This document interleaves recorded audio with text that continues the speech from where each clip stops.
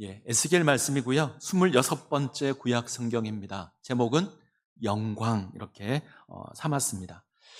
에스겔서 혹시 잘 아십니까? 내가 다른 것도 모르는데 에스겔서를 이렇게 물으시면 할 말이 없는데 구약 성경 가운데 아니 성경을 통틀어서 가장 어려운 성경을 뽑으라 그러면 아마 에스겔서가 그 안에 포함되지 않을까 생각합니다. 이스라엘 사람들은 30세가 되기 전에 에스겔을 읽지 못하게 합니다.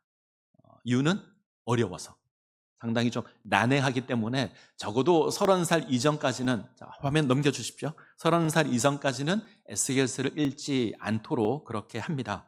어려운 이유가 여러 가지 내용들이 에스겔서에 보면 이게 짬뽕처럼 섞여 있습니다. 역사를 회고하는 이야기도 있고 비유 이야기도 있고요.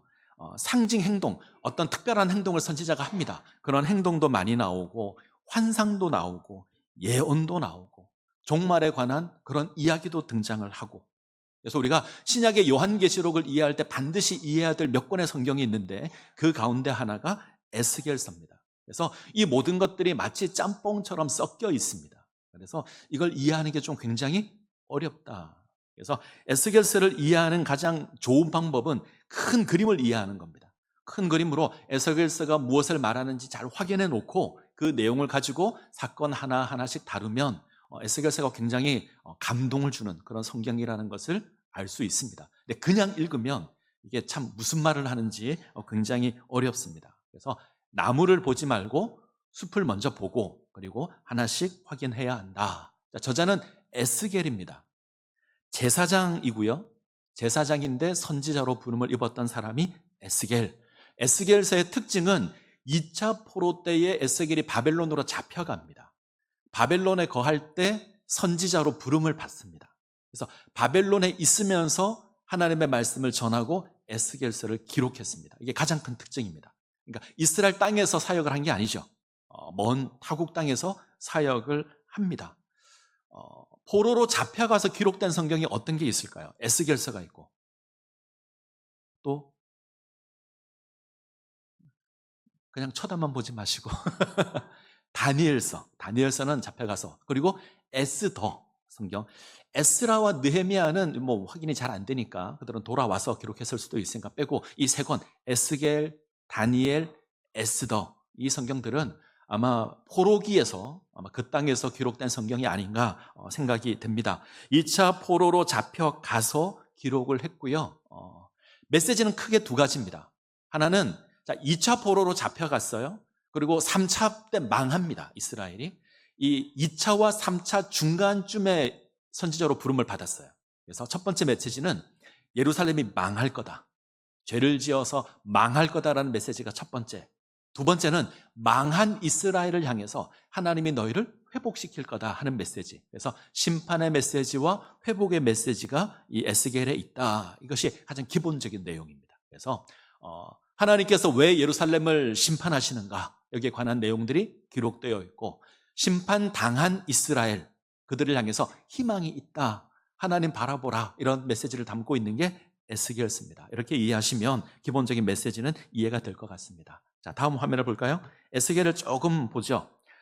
유배지의 선지자 에스겔, 제가 이렇게 제목을 삼았는데, 에스겔 1장 1절을 보시면 한번 찾아보시죠. 1장 1절, 자막 없어요. 시작이 조금 독특합니다.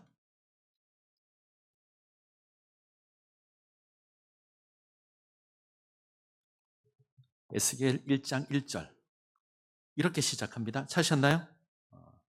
조금만 더. 에스겔 1장 1절 같이 읽겠습니다. 30째 해 넷째 달 초닷새에 내가 그발 강가 사로잡힌 자 중에 있을 때에 하늘이 열리며 하나님의 모습이 내게 보이니, 2절 제가 읽겠습니다. 여호야긴 왕이 사로잡힌 지 5년 그달 초닷새라. 30째 해 넷째 달, 이게 무엇을 의미할까? 학자들은 대부분 아마 에스겔의 나이가 아니었을까 생각합니다. 그러면 에스겔이 30살 때 아마 하나님의 부름을 받은 것 같다. 그때가 2절을 보시면 여호야긴 왕이 사로잡힌 지, 2차 포로로 잡혀간 지 5년이 되던 해, 이렇게 이해하시면 좋을 것 같아요. 자, 30살이 되던 해 선지자로 부름을 받았는데, 이걸 거꾸로 추적하게 되면 에스겔은 요시야 왕 때 태어납니다. 요시야가 통치할 때 태어났고 BC 623년은 하나님의 율법책이 발견되었을 때 성전을 수리하다가 율법책이 발견됩니다. 요시야 왕이 그것을 보고 이스라엘 종교개혁을 더 강하게 시도를 합니다. 그래서 종교개혁으로 일종의 어떤 소망을 확인하고 있을 때 그때 에스겔이 태어나게 되죠. 그런데 이 요시야가 허망하게 죽습니다. 이때 유다를 통치했던 아수르가 쇠약하여 지고 그리고 바벨론이라는 나라가 일어나서 이제 정권을 잡게 되죠. 이때 바벨론이 일어날 때에 애굽 왕 느고가 바벨론을 좀 두려워해서 아수르를 도와서 바벨론을 치기 위해서 이스라엘 땅을 지나갑니다. 이때 요시야가 그럴 수 없다고 군대를 데리고 나가서 무깃도에서 막습니다. 이 전쟁에서 요시야가 죽어요. 굉장히 허망하게 죽죠.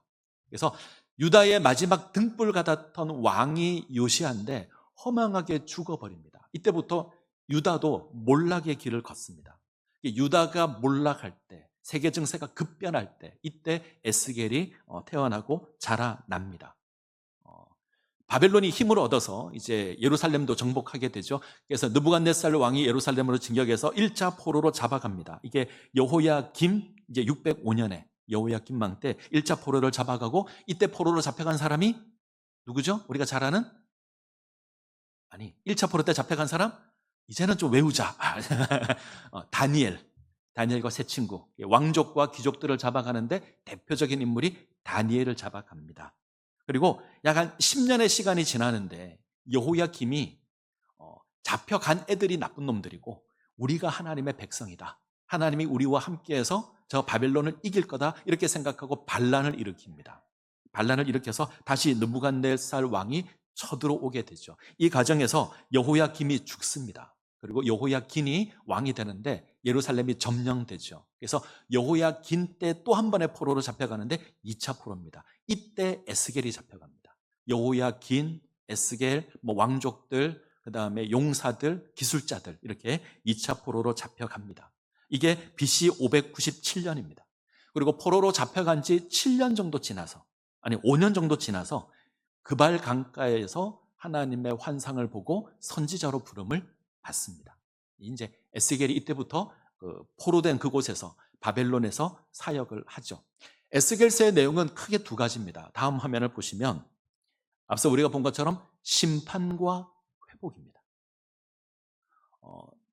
예루살렘이 멸망하기 전의 사역과 예루살렘이 멸망한 이후의 사역으로 나눌 수 있는데 예루살렘 멸망한 기사가 어디 있냐면 24장에 있어요. 그래서 24장을 기준으로 1장부터 24장까지를 심판의 메시지, 25장부터 48장까지를 구원의 메시지 이렇게 이해하는데 25장부터 32장까지는 이방 민족에 대한 심판의 메시지가 있습니다. 예를 들어 아람이라든지 애굽이라든지 이런 나라들을 향한 심판의 메시지가 있거든요. 그래서 학자들마다 의견이 좀 달라요.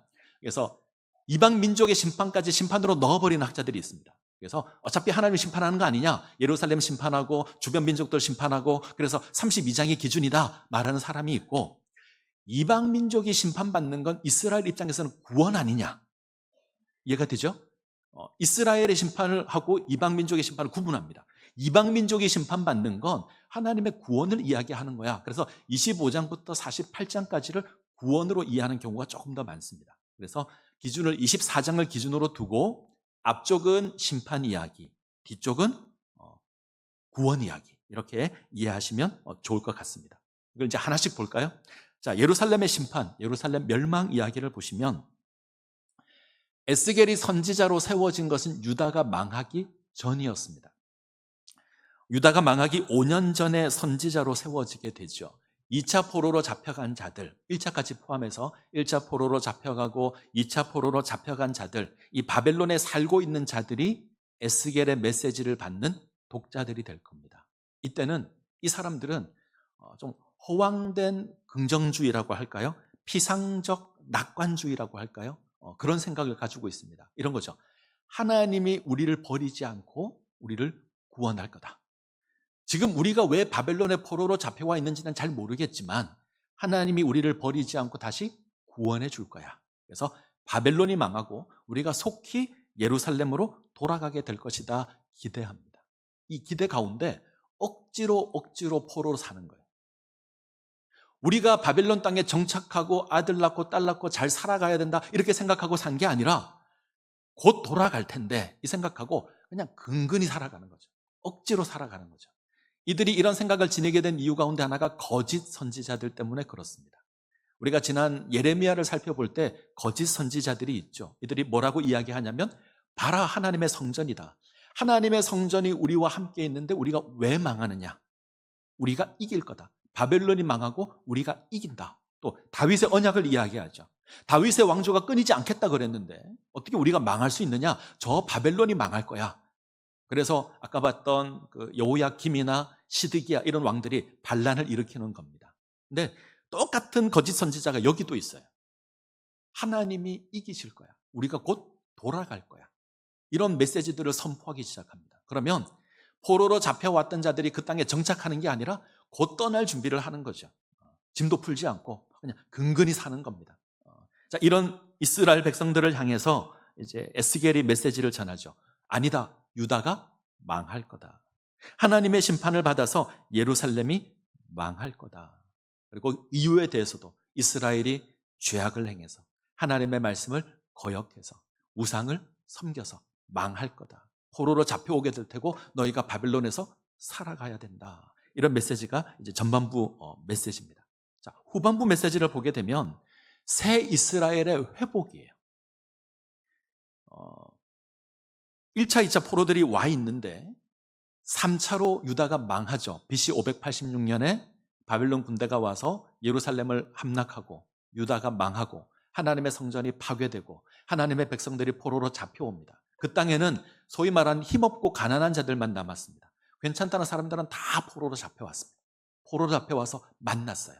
기존에 와 있던 자들과 새로운 자들이. 어떤 느낌이었을까요? 반가웠을까요?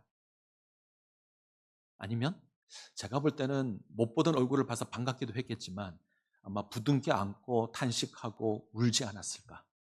아마 이들 가운데는 많은 물음표가 생겼을 겁니다.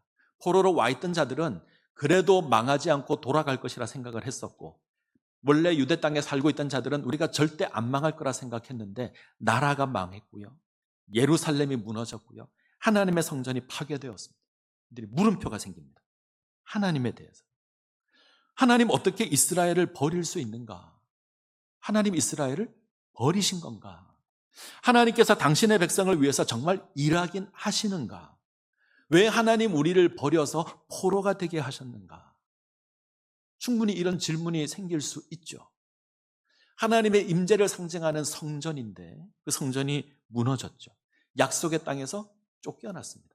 과거에 이스라엘은 애굽의 포로였는데 애굽의 노예였는데 애굽의 종이었는데 구원을 받았거든요. 지금 이들은 다시 바벨론의 포로가 되어 갑니다. 다시 예전으로 돌아가는 거예요.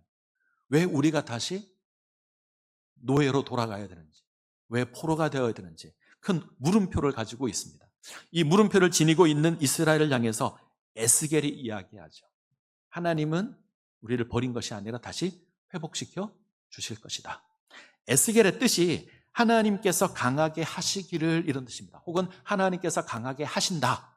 에스겔이 자기 이름 뜻에 맞는 사역을 합니다. 낙심한 자들, 절망 가운데 있는 자들, 어쩌면 포기하고 있는 자들, 그들을 향해 가서 위로하고 격려하고 하나님의 구원을 소개하고 다시 회복될 것을 이야기를 합니다. 그래서 25장부터 48장까지는 이 이야기들이 담겨 있습니다. 이 이야기 속에 우리가 잘 아는 이야기가 있죠. 마른 뼈 환상이 여기 있습니다. 하나님께서 에스겔을 마른 뼈가 가득한 골짜기에 세우시고 이 뼈들이 능히 살겠느냐 물으시죠. 그리고 이들을 다시 큰 군대로 세우는 그 환상이 이 부분에 있습니다. 그리고 또 하나, 새 예루살렘의 환상, 새 성전의 환상으로 하시죠. 새 성전의 환상을 봅니다. 그림에 나와 있는 성전이 에스겔이 이야기한 성전을 이제 모형으로 만든 겁니다. 그래서 마른 뼈 환상은 37장, 새 예루살렘 환상은 에스겔 40장 이렇게 등장합니다. 하나님께서 이 영광스러운 모습 가운데 다시 세워주실 것이다. 이런 희망과 소망을 이야기를 합니다. 자, 그리고 하나님의 영광에 대한 부분을 보죠. 에스겔은 24장을 기준으로 앞과 뒤의 메시지가 다르죠. 앞에는 심판, 뒤에는 구원. 근데 저는 에스겔서를 이렇게 보면 좀 더 좋지 않을까? 에스겔이 환상 가운데 하나님의 영에 의해서 어디론가 데려감을 당하는 환상이 세 개가 있습니다. 다시요. 하나님께서 에스겔이 환상 가운데 성령에 의해서 어디론가 이동하게 되는 환상이 세 개가 나옵니다. 첫 번째가 타락한 예루살렘 성전으로 가는 게 하나, 두 번째가 마른 뼈 환상, 세 번째가 새 성전. 이 세 가지 환상이 그 환상입니다. 타락한 예루살렘 성전으로 데려가는 건 심판의 메시지일 것이고, 마른 뼈 환상으로 보여주는 것은 회복을 이야기하는 것이고요. 새 성전은 그 회복의 영광된 모습을 보여주는 겁니다. 그래서 이 새 환상을 이해하는 게 에스겔서를 이해하는데 아주 중요하다. 저는 그렇게 생각해요. 그래서 이 새 환상을 잘 이해하면 좋을 것 같다.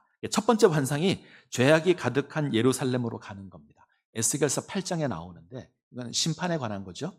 자, 여섯째 해에는 다섯 번째 해에 에스겔이 선지자로 새 옷을 입었습니다. 그러니까 새 옷을 입은 지 얼마 안 돼서 환상 가운데 예루살렘으로 갑니다.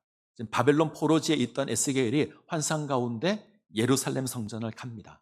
타락한 예루살렘 성전. 성전은 하나님의 임재의 공간이고요. 가장 거룩한 곳이고 이스라엘 백성들이 이곳에서 하나님을 만나고 교제하고 제사하는 곳입니다. 근데 에스겔이 환상 가운데 성전을 가보니 성전 문에는 질투를 일으키는 우상이 새겨져 있고 성전 벽에는 온갖 우상의 그림들이 새겨져 있고 이스라엘의 장로들이 성전을 뒤에 두고 동쪽을 향해서 절을 합니다. 동쪽 태양을 향해서. 이런 모습들을 에스겔이 누구들로 목격합니다. 망할 수밖에 없다는 거죠. 그리고 중요한 것이 하나님의 영광이 예루살렘 성전 동쪽으로 떠나갑니다. 성전에 머물러 있을 그 하나님의 영광이 에스겔이 환상 가운데 갔을 때는 아직 머물러 있었는데 에스겔이 보고 있을 때 그 영광이 성전 동쪽으로 떠나갑니다. 그래서 하나님의 영광이 떠나버린 성전, 하나님의 심판을 받을 수밖에 없는 성전. 제가 고민을 좀 했어요. 왜 동쪽일까? 혹시 생각해 보셨습니까? 내가 에스겔을 처음 듣는데 무슨 제가 그걸 알겠습니까? 그러지 마시고, 자, 성전 동쪽으로 영광이 떠나가는데 왜 동쪽일까? 제가 저도 정확한 답은 아직 찾지 못했는데 제가 추측하는 몇 가지 답 중 하나가 저는 문이 여러 개지만 성막으로 있을 때 출입문이 동쪽입니다. 그런 것도 있고 예루살렘, 이스라엘 동쪽편으로 가게 되면 바벨론이 나와요. 그래서 이 하나님의 영광이 예루살렘을 떠나서 바벨론을 향해서 가는 게 아닌가 그런 생각도 해봤습니다. 혹은 제가 더 좋은 답을 찾게 되면 제가 말씀을 드리겠습니다. 그래서 첫 번째 환상은 타락한 예루살렘 성전으로 가는 환상, 이것을 보고요. 두 번째 환상은 이제 마른 뼈 환상으로 갑니다. 하나님의 영이 에스겔을 데리고 한 골짜기로 가는데 마른 뼈들이 가득합니다. 성경은 아주 말랐다 이런 표현을 씁니다. 이 말은 아무런 소망이 없다, 절망이다. 그래서 이 이야기 바로 뒤에 보면 이스라엘 백성들이 이렇게 탄식합니다. 우리 뼈가 말랐고 우리 소망이 없어졌고 우리가 멸절되었다. 우리는 망했다. 근데 하나님께서 이들을 회복시키죠. 오늘 방금 우리가 읽었던 말씀이 거기에 해당되는 말씀인데 하나님께서 무덤 속에서 저들을 끄집어 내겠다고 하시죠. 어디를 보시냐면 13절을 볼까요? 12절. 자, 11절부터 보겠습니다. 11절. 자, 제가 읽겠습니다. 또 내게 이르시되 인자야 이 뼈들은 이스라엘 온 족속이라 그들이 이르기를 우리의 뼈들이 말랐고 우리 소망이 없어졌으니 우리는 다 멸절되었다 하느니라. 이때 하나님께서 말씀하시죠. 자, 12절 같이 읽겠습니다. 그러므로 너는 대언하여 그들에게 이르기를 주 여호와께서 이같이 말씀하시기를 내 백성아 내가 너희 무덤을 열고 너희로 거기에서 나오게 하고 이스라엘 땅으로 들어가게 하리라. 13절 제가 읽겠습니다. 내 백성들아 내가 너희 무덤을 열고 너희로 거기에서 나오게 한즉 너희는 내가 여호와인 줄 알리라. 우리 뼈가 말랐고 우리 소망이 없어졌고 우리가 망했다고 이야기하는데 하나님께서는요 무덤을 열고 끄집어내겠다. 다시 돌아가게 하겠다. 이것으로 내가 여호와라는 건 내가 보이겠다. 하나님께서 다시 회복시켜 주시겠다 이야기합니다. 절망과 같은 상황인데, 아니 절망이라고 이야기하는 그 상황인데 하나님께서 회복시켜 주시겠다 이야기합니다. 이 두 번째 환상. 자, 세 번째 환상을 볼까요? 세 번째 환상은 하나님의 영이 선지자 에스겔을 높은 산으로 데려갑니다. 이스라엘 땅 높은 산, 아마 예루살렘이 아닐까 생각하는데 그곳에서 새 성전 환상을 보여주십니다. 이것이 40장부터 48장까지 나옵니다. 영광스러운 성전의 모습을 에스겔에게 보여줍니다. 이때가 25번째 해, 망한 지 25번째 해에 이것을 보여주죠. 이 성전의 이름이 있습니다. 여호와 삼마. 뜻은 여호와께서 거기 계신다. 하나님께서 거하시는 성전, 이 성전을 보여줍니다. 그리고 이 성전을 보여주면서 하나님의 영광이 돌아와요. 동쪽 방향에서 돌아옵니다. 동쪽으로 떠나갔으니까 그대로 돌아오는 거죠. 하나님의 영광이 들어와서 하나님의 영광이 가득한 성전이 되죠. 이 성전에서 지금 파란색이 보이시죠? 파란색이 뭘까요? 파란색?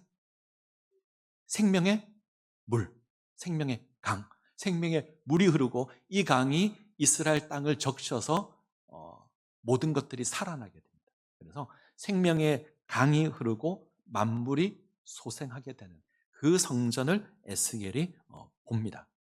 자, 이제 그러면서 학자들이 고민이 많아졌어요. 이 성전이 정말 뭘까? 이 성전을 잘 보시면 제사장들이 제사도 드리는 장면이 나오거든요. 그래서 마치 실제 하는 성전처럼 보입니다. 그래서 학자들이 고민이 되게 많았습니다. 이 성전이 의미하는 게 뭘까? 그래서 다음 화면을 보시면 첫 번째 의견은 스룹바벨 성전이 아닐까?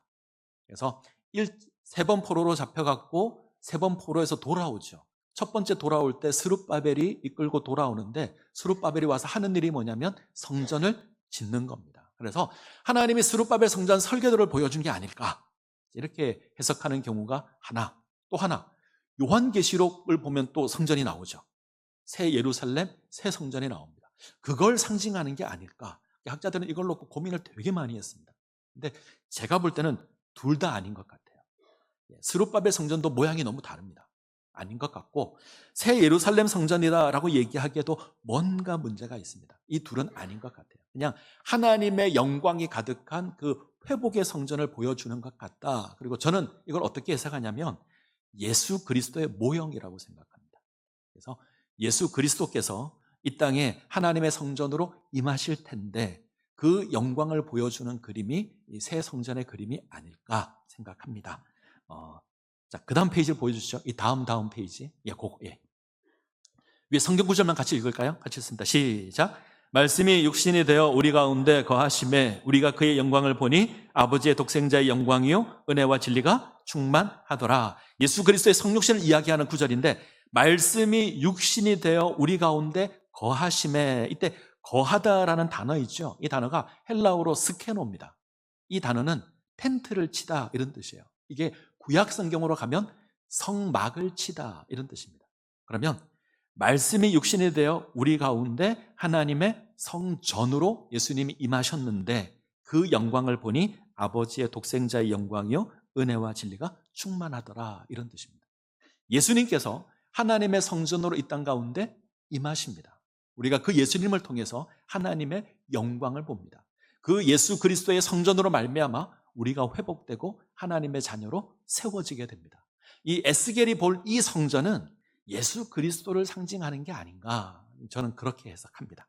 자, 결론의 말씀을 읽으면 말씀이 육신이 되어 우리 가운데 거하신다는 것은 이 땅의 성전으로 임하신 예수님에 대한 고백입니다. 하나님의 아들 예수 그리스도께서 이 땅 가운데 새로운 성전으로 임하시며 이 성전에 하나님의 영광과 은혜와 진리가 충만합니다. 옛적의 예루살렘 성전을 심판하신 것처럼 예수 그리스도께서 이 땅의 성전을 무너뜨리십니다. 하나님의 영광이 떠난 성전을 무너뜨리시고 새로운 성전을 허락하십니다. 우리는 하나님의 영광이 가득한 예수 그리스도의 성전을 통해서 하나님 나라의 온전한 백성으로 세워지게 될 겁니다. 자, 여기까지 보고요. 자, 하나만 더 보면 다음 페이지 보여주시죠.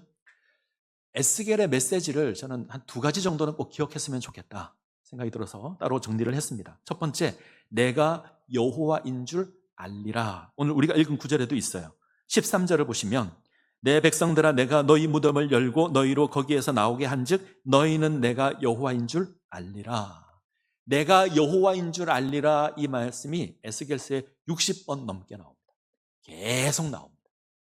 하나님께서 이스라엘을 심판하는 것으로, 하나님께서 이스라엘을 구원하시는 것으로 하나님이 여호와 하나님이라는 것을 보이시겠다는 겁니다.